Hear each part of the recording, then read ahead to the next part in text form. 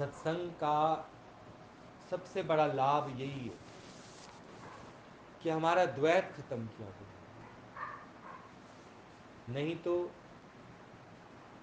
हर चीज करके बैठे हम लोग, पर उसमें कहीं ना कहीं हमें करने का अभिमान था। तो किसी ने पूछा कि जब आप कहते हो कि हर कर्म में ही अभिमान है, तो आप अभिमान ही खत्म करो ना, हमारा अभिमान ही खत्म करो। इसके लिए बताया गया, जैसे एक यज्ञ होता है। अब यज्ञ में क्या दी जाती है? आहुति, जिसको हम कहते हैं आहुति, और संत महात्मा लोग कहते हैं कुर्बानी। तो ये यहाँ पर रोज क्या होता है? ज्ञान यज्ञ होता है। ज्ञान यज्ञ होता है।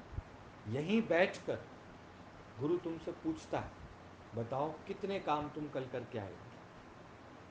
सारे काम की लिस्ट मेरे को दो, कितने काम तुम करके आए और कितने काम तुमको आज करने हैं यहाँ से उठ के।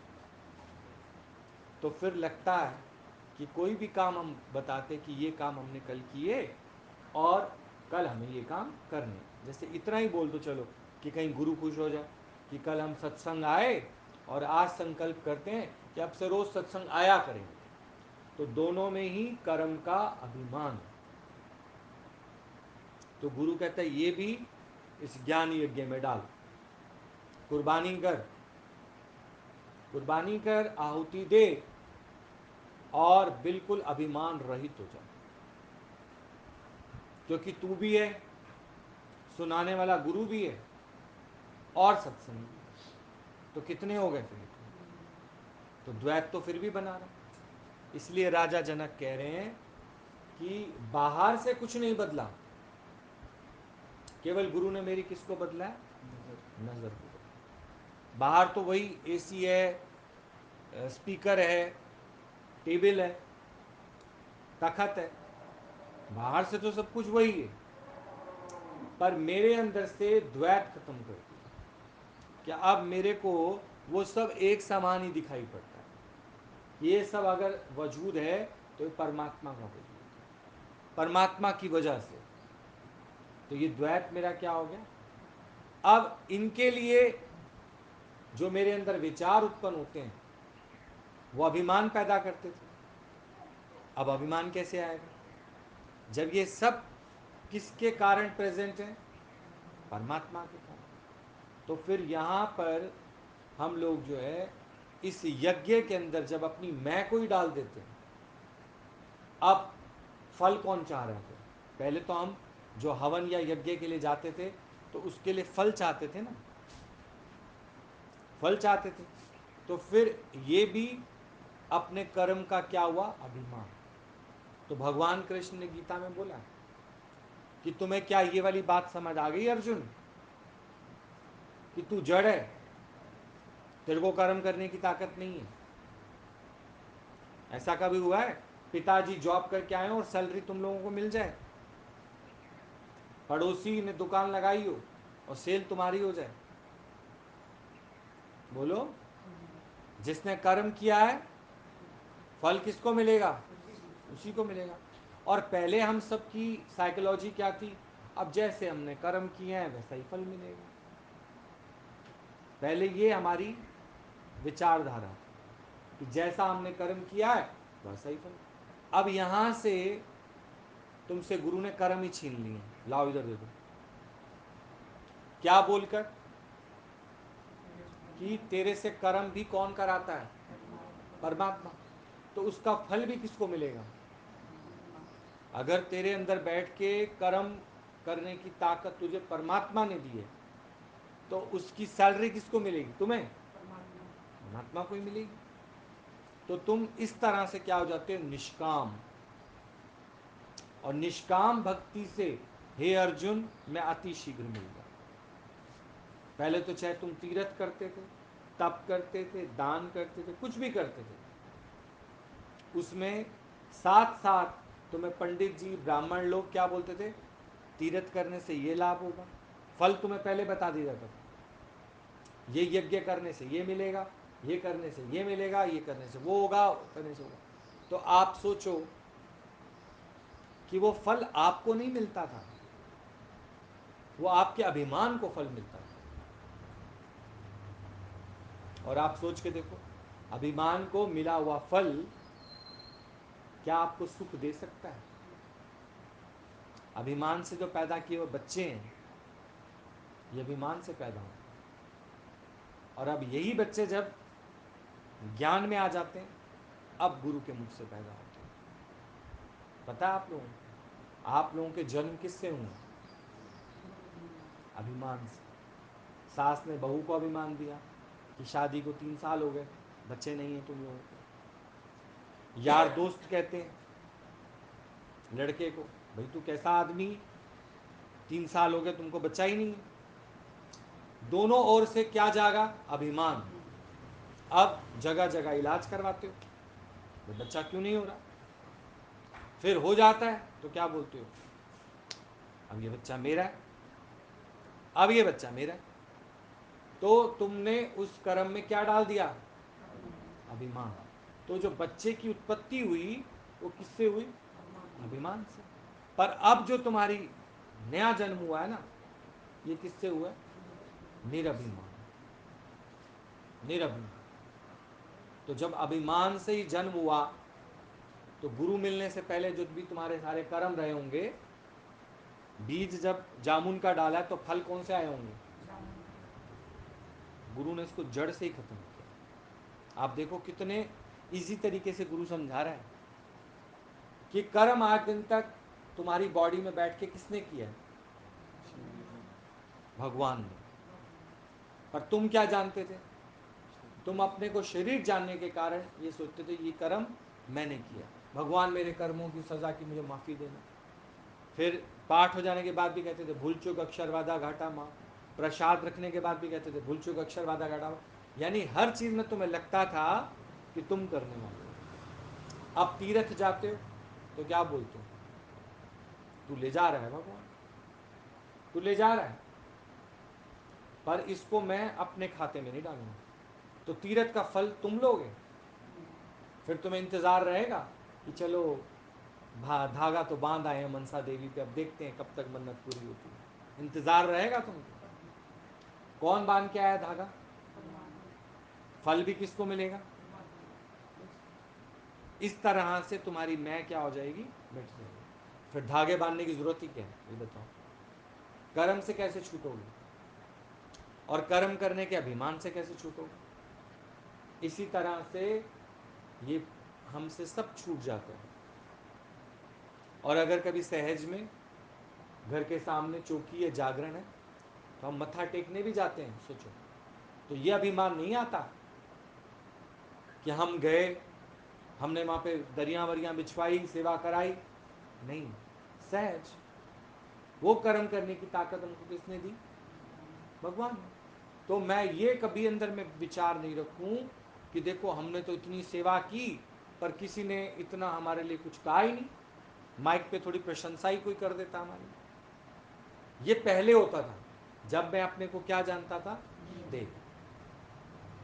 तो समझता था ये कर्म किससे हो रहा है? देह से। तो तुम्हारा खाता खुल गया था, खाता खुल गया था, सब कुछ तेरे खाते में लिखा जा रहा था। अब दुख सुख भी फिर किसके जीवन में आ रहे थे? आप बताओ। उनको फील तो तुम ही कर रहे थे ना, मुझे दुख हुआ, मुझे सुख हुआ, मुझे अगले की बात लगी, अपमान हुआ, ये सारा भी तुम्हें ही मिलेगा। करता तो भरता, लग जरब गरब जून में फिरता। अब गुरु ने कितनी सरलता से हमें समझा दिया कि आज दिन तक भी तुमसे कर्म कौन करा रहा था? भगवान। आज तुम्हारे को जो अब नजर मिली है, दृष्टिकोण मिला है, अब जो तुमको नजर मिली है ना, अब तुम कभी भी भूल के भी ये नहीं कहोगे कि मैंने किया। तो ना तुम्हें दुख होगा और ना ही सुख होगा, ना मान होगा ना ही अपमान होगा।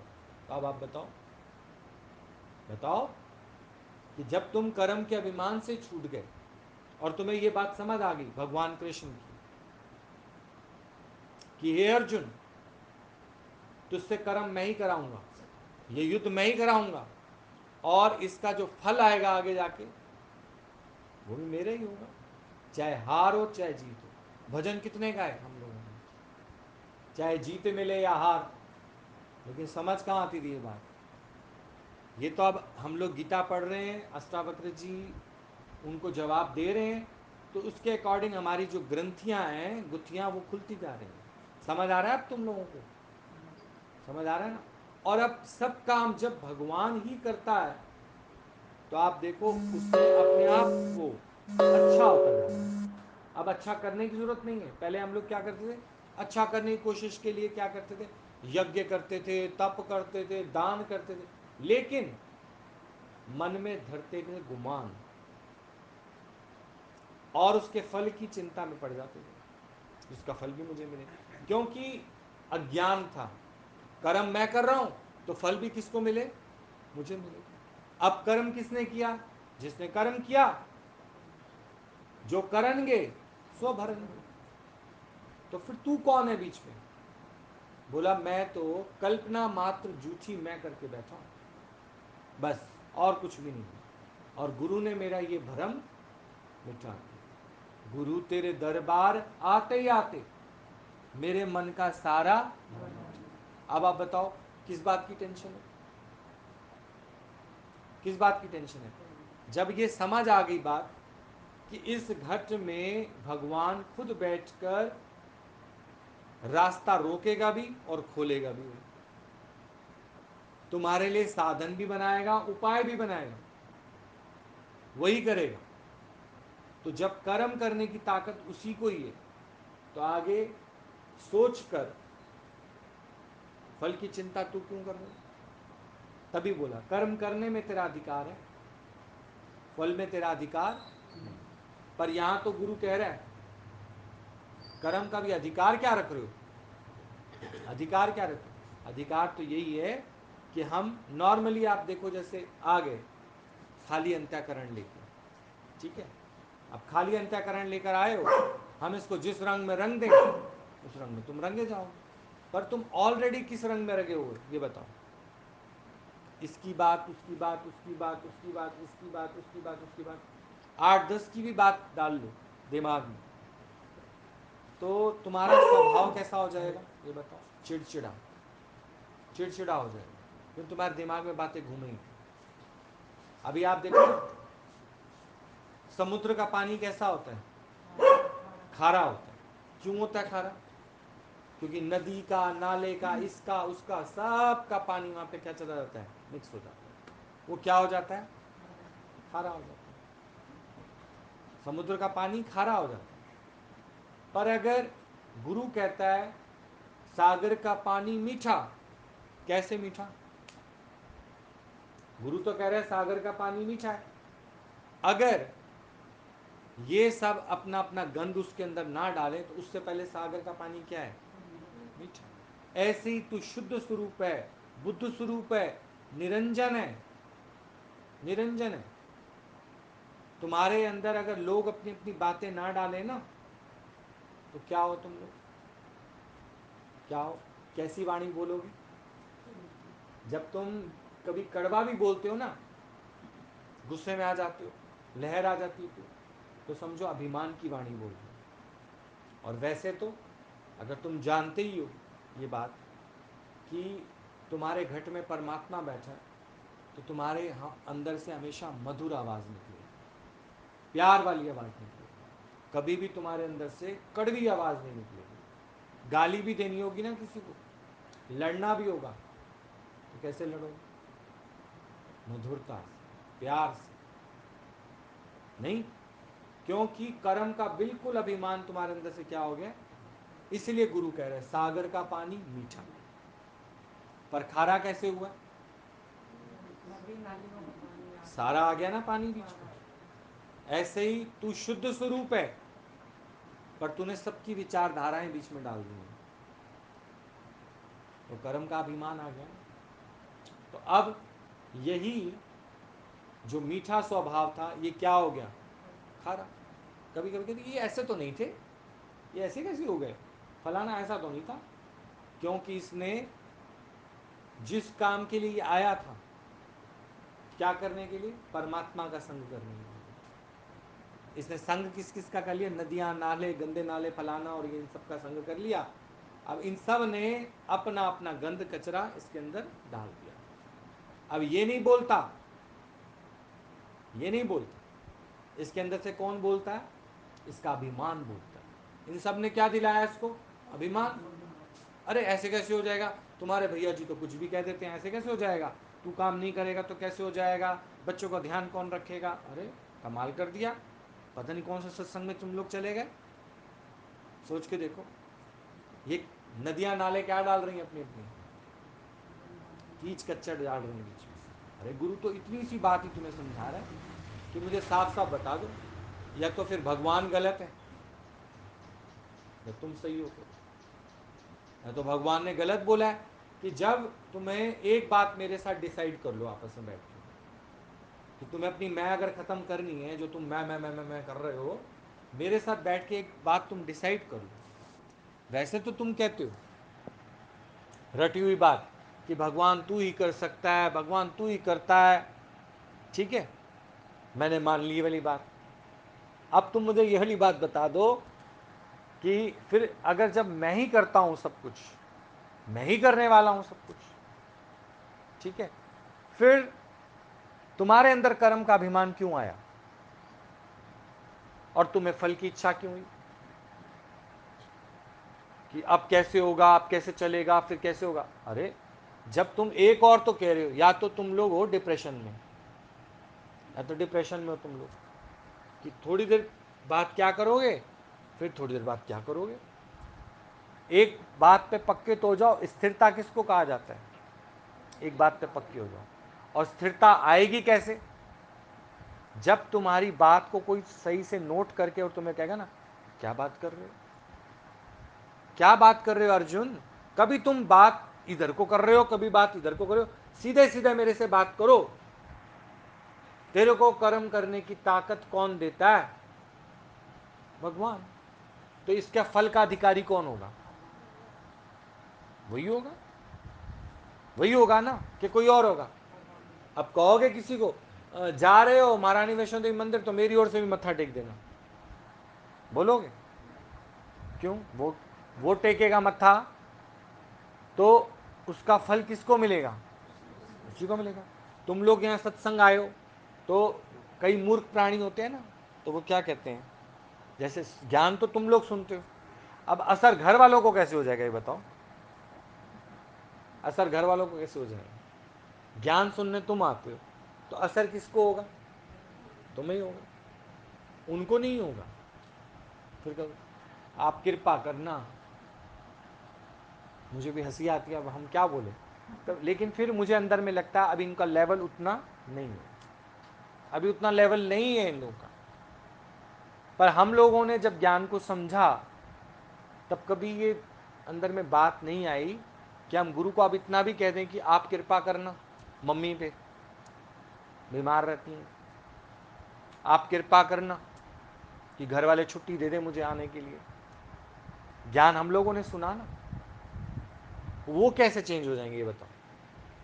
हो जाएंगे चेंज? नहीं होंगे ना चेंज। तो अब इतना भी जान लेना, समझो, तुम कर्म के अभिमान से क्या हो गए? मुक्त हो। तो अभी यहां पर अष्टावक्र जी राजा जनक से उसका अध्ययन पूछ रहे हैं कि व्हाट डू यू फील, तुम क्या फील करते हो? तो उसने बोला देखो, सामान तो सब वही है, पर आपने मेरी क्या बदल दी है? नजर। अब मुझे सब अलग अलग नहीं दिखाई देता। पहले तो मुझे अंदर यह आया था कि शायद इस घर में ना किसी ने कुछ कर रखा है, तो मैं सोचता हूं कि एक नंबर में मकान ले लूं, तो सामान तो उठ के सारा यही जाएगा वहां पे, कि अलग जाएगा? और उससे ऊपर तेरी बुद्धि तो यही जाएगी वहां पे भी। तो क्यों ना यहीं रहकर अपने विचार ही बदल दे, विचार बदल दे ना। विचार बदलने और हम बदलने क्या लग जाते हैं? मकान। मकान तो वहां भी ईंट पत्थर का ही होगा, यहां भी क्या है? ईंट पत्थर का ही है। तो पहले पहले मुझे लगता था, राजा जनक बता रहे थे अपना अनुभव, कि जंगलों में चला जाऊं, क्योंकि राजपाट में रहकर तो ज्ञान को समझना बहुत मुश्किल है ना। तो अब मेरे को समझ आता है कि अगर मैं जंगल में भी चला जाता तो भी तो मुझे अलग अलग दिखता, हिरण, भेड़, घोड़ा, हाथी, जल, मछली, ये सब अलग अलग दिखता।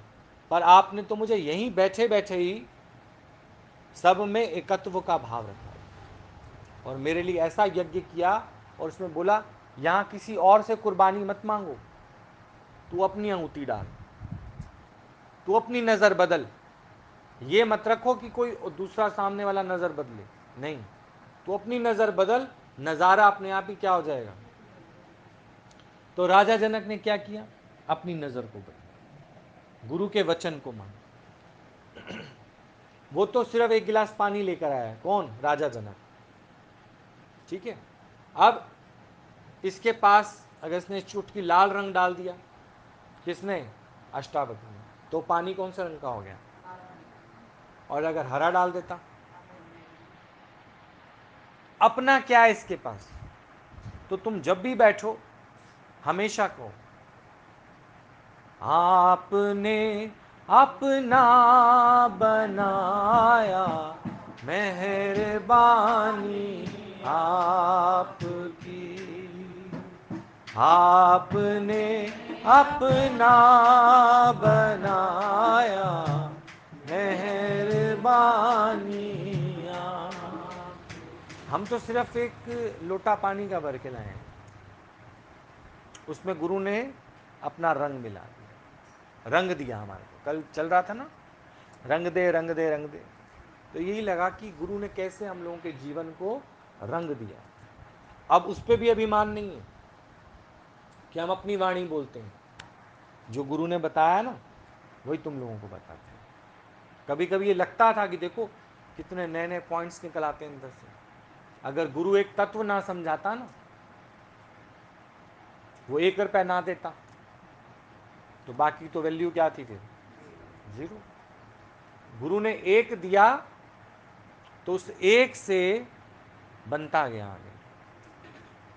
और अगर गुरु वो एक ही वापस ले ले तो बाकी तो हम बस जीरो ही रह जाएंगे, उसकी क्या वैल्यू है कोई वैल्यू। तो वो एक का जो तत्व दिया है ना गुरु ने, अब वो तुम कहीं भी कोई भी शास्त्र उठा लो, कोई भी वेद पढ़ लो, कुछ भी पुराण पढ़ लो, वही तुम्हारे को समझ आ जाएगी। क्या, तुम्हें अपना द्वैत खत्म करना है, ये दो का जो भाव है ना ये खत्म कर। और इसी से कर्म का अभिमान आता है, मैं दान करने वाला, मैं देने वाला, मैं फलाना, मैं ये, तो मैं। इवन दादा भगवान गाली भी देते थे ना, सत्संग में गालियों वाला सत्संग होता था, वो कैसेट भी एक दिन तुमको सुनाएंगे। मैं खास लेके आया था गुरु जी से वो कैसेट, कि देना आप। तो इतनी भयंकर गालियां देते थे वो कि तुम में से तो कोई टिकता भी नहीं, आप भाग जाते तुम लोग साथ। तो एक बार किसी ने बोला, दादाजी आप ब्रह्म ज्ञान सुनाते हो, आपको शोभा नहीं देता कि आप गाली दो। बोला तो मैं देता हूँ ना, लेता थोड़ी हूँ, ये भी मैं देने का ही काम करता हूँ। किसको देता हूँ और किसको नहीं लेता, क्योंकि तुम जो भी मेरे को गाली दोगे वो देह समझ के दोगे, तो मैं तो देह मानता नहीं, और मैं तो तुम्हारी देह को गाली देता हूँ, तो मैं थोड़ी गाली देता हूँ। इतना अच्छा उन्होंने क्लियर किया इस बात को, समझ के देखो कितना गूढ़ राज है। तुम दो ना अपने देह को गाली और भगवान की पूजा करो। पर हम तो भगवान की पूजा भी अपने को क्या मान के करते थे, देह मान के करते थे। उसका तीर्थ भी अपने को देह मान के करते थे। तो इसलिए कर्म का अभिमान आ जाता था और एकदम फल की चाहना आ जाती थी। वही हमारा सबके साथ था कि इसके साथ मैंने बड़ी मेहनत की है, इसको मैंने बड़ा प्यार किया है, मैंने फलाने के साथ ये बड़ा किया है। अब इन लोगों को समझ ही नहीं है, ये मेरी थोड़ी इज्जत तो कर लें। अब दुखी रहना शुरू हो जाओगे। जहां तुम्हें कर्म का अभिमान आएगा, किया सब भगवान ने, फल तुम्हें चाहिए। क्यों भाई, फल तुम्हें चाहिए, कर सब भगवान रहा है, तीर्थ भी वही करा रहा है, तप भी वही करा रहा है, दान भी वही करा है। इसलिए बोला आओ रोज ज्ञान यज्ञ में और इसमें अपनी मैं की आहुति डालो। मैं तो रोज जागेगी, रोज जागेगी तुम्हारे अंदर। वो कैसे पता लगेगा? जिस दिन भी तुम्हारा मुंह से शब्द कड़वे निकले ना घर में, और थोड़ा सा गुस्सा निकला, तो समझो तुम अपने कर्म का क्या आ गए? अभिमान। अभिमान है। इसी वजह से तो आज तुम्हारी लैंग्वेज जो है वो गलत निकली है। आज तुम्हारे, नहीं तो शब्दों को तो कोई ताकत नहीं। अब शब्द तो दादा भगवान भी गाली दे ही रहे, पर फिर भी पब्लिक सुन रही है।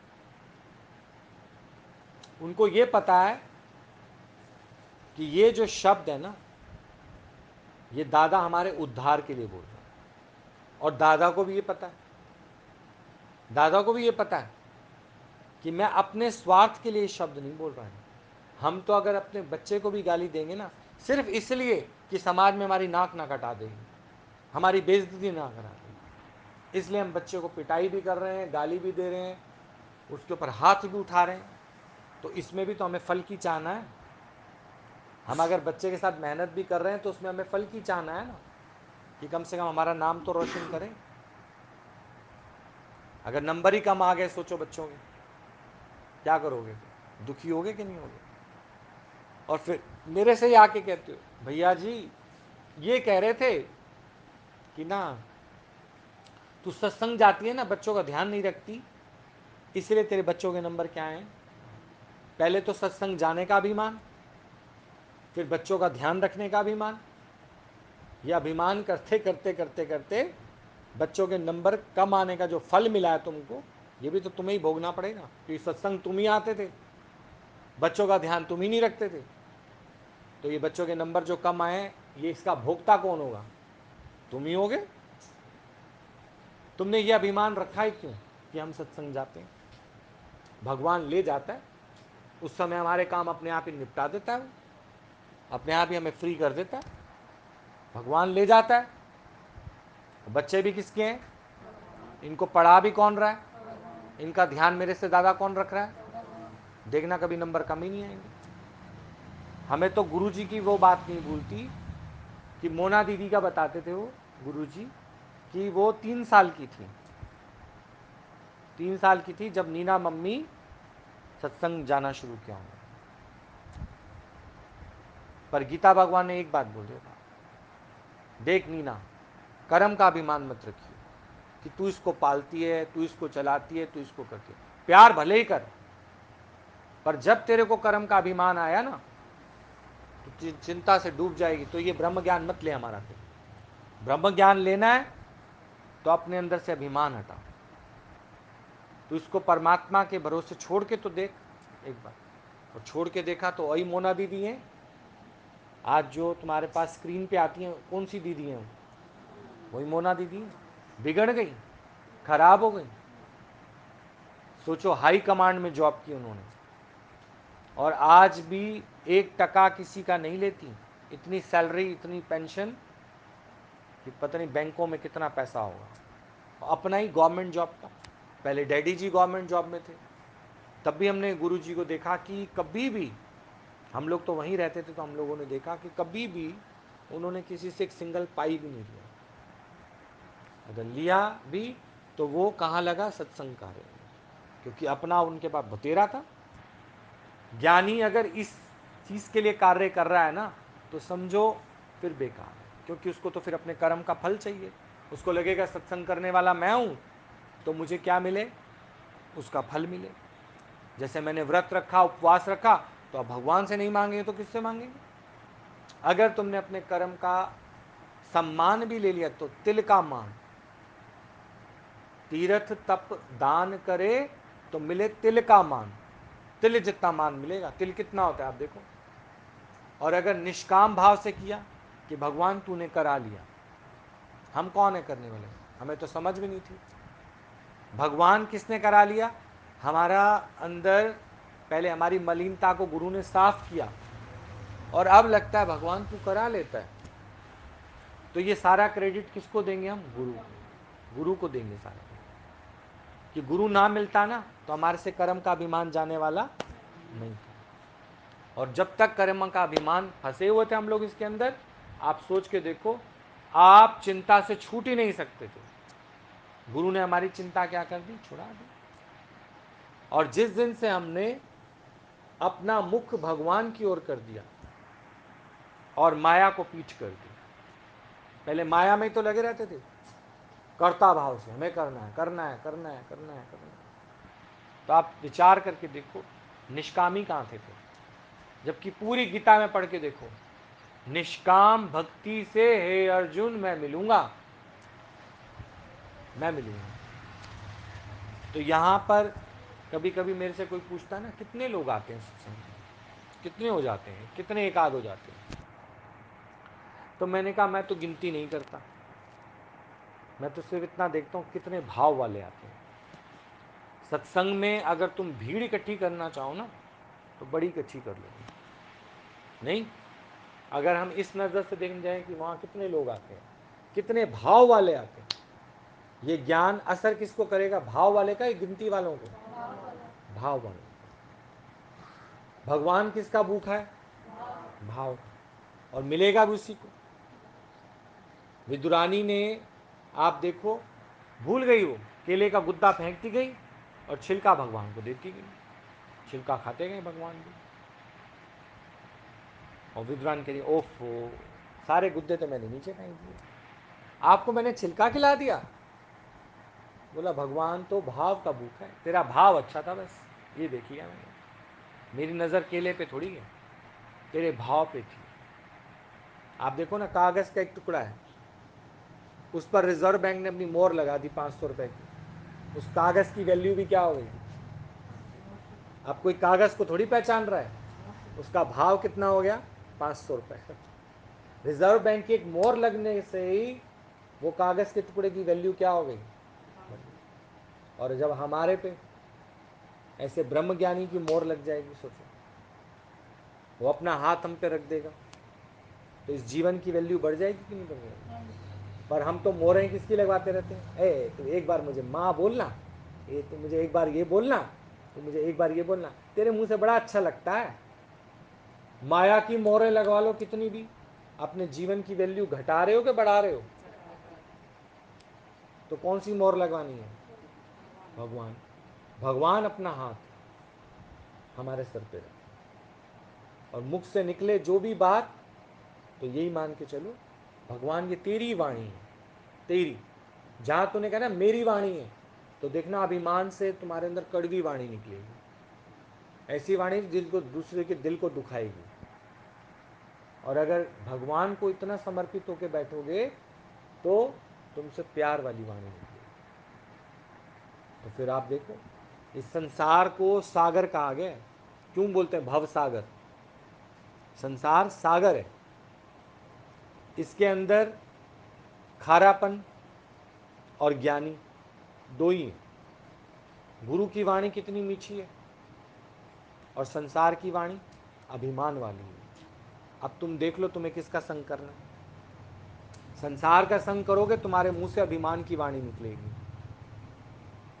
सिर्फ गुरु का संग ही करना और कुछ नहीं करना। संसार का संग कितना भी कर लो अभिमान से छूट नहीं पाओगे, इसलिए बोला गुरु का संग करो, क्योंकि गुरु हर बात में किसको प्रकट करके बैठा है, भगवान को प्रकट करके बैठा। और तुम हर बात में अपनी मैं को प्रकट करके बैठे, मैं ही सोचती है, मैं ही लड़वाती है, मैं ही भिड़वाती है, मैं ही सब संबंध खत्म करवा देती है, मैं ही ये सब काम करती है। पर आप देखो मैं कौन सी, मैं कौन सी, कोई मैं ही नहीं है। हम तो क्या आए थे, देखा जाए तो हम खाली तो आए थे, गुरु ने हमारे अंदर वाणी भर दी, गुरु ने अपना अनुभव भर दिया हमारे अंदर। अब जब भी मुंह खोले तो हमेशा यही कहें मेरे गुरु का, मेरे गुरु का फरमान है, मेरे गुरु का वचन है, मेरा गुरु ऐसा कहता है। मैं नहीं ऐसा कहता, मेरे गुरु ऐसा कहता है, मेरे गुरु ने बताया है, मेरे गुरु का विचार है कि जहाँ बैठो अपने गुरु को प्रकट करो। हम तो खाली अभिमान रहित हो जाओ ना, अभिमान रहित हो जाओ। अब ये कहोगे ना कि तो मेरी वाणी है, मैं बोलता हूँ ऐसा नहीं, या तो करना है तो एक तगड़ी मैं करो, शुद्ध अहंकार करो। मैं कौन सी वाली, आत्मा की मैं। ये छोटी मोटी मैं मत करो, फिर छोटा मोटा बिजनेस मत करो। फिर ये जो अहंकार की मैं बोलते हो ना, कौन सी वाली? जिसमें अभिमान है। वो वाली मैं बोलते हो तो वो तो फिर तुम्हें कहीं ना कहीं गिराएगी। बोलनी है तो फिर भगवान वाली मैं करो, जो भगवान कृष्ण ने बोला। उसने सर्व में अपने आप को देख के क्या बोला? मैं ही सब में हूं, जहां तक जाति दृष्टि है सर्वमंगल हूं। ऐसी मैं करो फिर, छोटी मैं मत करो, छोटी आई मत रखो, फिर छोटी सोच मत रखो। फिर रखनी है तो फिर ऊंची सोच रखो कि सब मैं ही तो हूं। जब मैं ही हूं तो कभी मेरा अंगूठा दर्द हुआ और मैंने दबाया तो कभी भाव आएगा मैंने अंगूठा दबाया? आएगा भाव? अपने को एक गिलास पानी पिलाते हो तो कभी बोलते हो मैंने एक गिलास पानी पिलाया अपने आप को? जब भी अपने लिए कुछ करोगे तुम्हारे अंदर कभी कोई ऐसी धारणा नहीं आएगी, अपना आप जान के जब करोगे। और जब द्वैत से करोगे तो तुम्हें कर्म का अभिमान आएगा ही आएगा। चाहे तुलसी को जल चढ़ा लो, तुलसी देखा, जल देखा और चढ़ाने वाला देखा, भगवान देखा, अपनी भक्ति को आगे रखा और भगत देखा, तीन हो गए ना फिर। लेकिन नहीं, इधर उधर उधर जहां भी है मैं ही मैं। ठीक? क्या आया समझ में? तो भी सोच रहे थे कि देखो भैया अपने दुख सुख या अपने दुख सुख या अपने दुख सुख या अपने दुख सुख या अपने